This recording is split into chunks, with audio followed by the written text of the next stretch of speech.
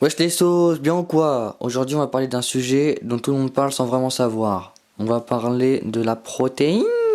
Déjà je voulais vous remercier d'être plus de 3000 sur Instagram, ça fait carrément plaisir. La vidéo d'aujourd'hui va se comporter sur 5 questions. Qu'est-ce que la protéine? À quoi sert la protéine? Le dopage et la protéine ont-ils un lien? La protéine en poudre est-elle naturelle? Et quel est le rôle des protéines en poudre? Alors, première question, qu'est-ce que la protéine? Alors déjà on peut pas parler de protéine sans parler d'acides aminés. Car une protéine est basée d'acides aminés. Les acides aminés qui sont la synthèse des protéines. À partir de plus de 50 molécules d'acides aminés, on peut dire que c'est une protéine. Il y a plus de 500 acides aminés, mais on n'en connaît seulement que 24 qui sont essentiels pour nous, dont 8 dans la nutrition. La lysolucine, la leucine, la lysine, la myotinine, la phénylalanine, la thréonine, le tryptophane et la valine. Le reste est créé naturellement par le corps. Les acides aminés servent à assurer le transport optimal ainsi que le stockage optimisé de toutes les substances nutritives comme celui de l'eau, des lipides, des glucides, des protéines, des minéraux et des vitamines. En gros, sans acides aminés, il n'y a pas de vie. Deuxième question, à quoi sert la protéine? Les protéines servent à construire et à renouveler la peau, les os, les muscles, les cheveux et les ongles. Sans protéines, le corps ne pourrait pas se défendre contre les virus et les bactéries. Ils sont nécessaires à de nombreuses fonctions biologiques. Elles sont tout simplement la source qui entretient notre organisme. En gros, un manque de protéines engendre de la fatigue, diminue la concentration, augmente le risque de maladie, car ça diminue les défenses naturelles, et peut provoquer une mauvaise croissance, et ça, dès le ventre de la mère. Troisième question, le dopage et la protéine ont-ils un lien? Souvent, les gens se disent, protéines en poudre, c'est du dopage. Mais est-ce qu'ils savent vraiment ce qu'est le dopage? Je vais prendre comme exemple la prise de testostérone. La prise de testo peut provoquer des intoxications avec lésions de cellules du foie, augmenter le risque de cancer et d'accidents cardiovasculaires, car ça augmente le risque cardiaque. Chez l'homme, l'injection de testostérone ralentit la production de cette hormone par l'organisme et peut conduire à des atrophies de testicules. En gros, tes grosses couilles, ils deviennent des petites couilles. Enfin, une partie des hormones stéroïdes est susceptible de se transformer en oestrogène, qui est une hormone féminine, et engendrer la formation des seins chez les hommes. En gros, t'as des pecs, t'as des nichons, voilà, c'est tout. Mais dans l'ensemble, l'effet des stéroïdes anabolisants sur le caractère secondaire sexuel se fait plutôt sentir dans le sens inverse, donc chez les femmes. Étant une hormone masculinisante, la testostérone provoque chez les femmes la survenue de caractères masculins. En moins d'un mois, le visage et le dos se couvrent d'acné dans plus d'un cas sur deux. La sécrétation de sébum gras augmente au niveau de la peau et des cheveux, les récepteurs cutanés. La libido est souvent exaspérée. En quelques mois, la voix devient rauque car les cordes vocales s'épaississent, les cheveux deviennent plus fins et moins longs, leur chute s'accroît. Une calvitie précoce apparaît.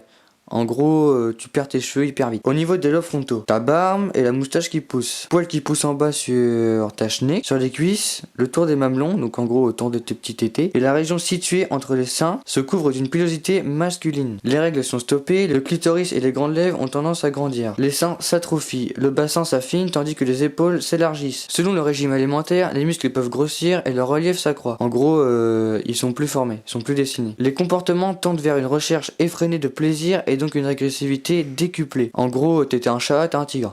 Contrairement aux protéines qui ont un rôle vital, donc non, la whey n'est pas du dopage, elle sert juste à nourrir le muscle. Contrairement à un produit dopant qui lui accélère tes capacités naturelles. Donc tous ceux qui disent que la protéine en poudre c'est du dopage, allez tous vous faire enculer. Quatrième question, les protéines en poudre, est-ce naturel? Les protéines en poudre, dit whey, sont tout simplement des protéines de lait. Ils prennent le lait du pied de la vache, tu vois, au calme, ils le traitent, enlèvent les bactéries, et ensuite ils enlèvent l'eau, ils le déshydratent, pour en faire du lait en poudre pour bébé par exemple. Ensuite ils enlèvent les lipides et les glucides, après ils le mettent dans un pot. Donc la whey est fait par une base naturelle, mais elle reste synthétique. Mais si on tourne dans ton sens, dans ces cas-là, rien de ce que tu manges est naturel, car les légumes en commerce par exemple, ils sont plantés par l'homme dans des serres entretenues par des produits chimiques. Les poulets sont élevés en cage, pas tous heureusement, mais les 3/4 des poulets sont gavés, engraissés par l'homme et ne vivent pas en plein air. Donc ta logique, elle est complètement stupide. Cinquième question, quel est le rôle de la whey? La whey est un complément alimentaire. Elle complète donc le manque de protéines que l'on n'a pas dans l'alimentation. La whey est digérée plus rapidement que les protéines que l'on a dans l'alimentation, donc on l'assimile plus vite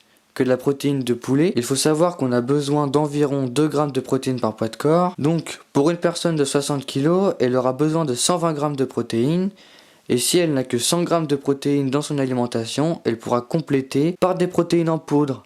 Mais si elle a déjà 120 grammes de protéines dans son alimentation, elle n'aura pas besoin de prendre de compléments alimentaires. Est-ce que t'as compris?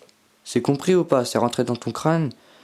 Si t'as toutes tes protéines dans ton alimentation, t'as pas besoin de prendre de compléments alimentaires. Conclusion, la whey sert à compléter le manque de protéines que l'on n'a pas dans notre alimentation. On l'assimile plus vite que de la protéine animale. La whey est faite d'une base naturelle, mais traitée synthétiquement. Et il faut savoir que la protéine n'est pas du dopage, car elle n'augmente pas tes capacités naturelles. Elle sert juste à nourrir ton muscle, c'est tout. Voilà, à récupérer plus vite. Bon, c'est tout ce que j'ai à dire sur cette vidéo. J'espère que la vidéo vous aura plu. J'ai pas été dans les détails, j'ai fait une petite vidéo brève, juste pour expliquer aux gros connards qui parlent sans rien dire. Vous pouvez me suivre sur Facebook, Instagram et Twitter. Les liens seront dans la description. Et à la prochaine, salut!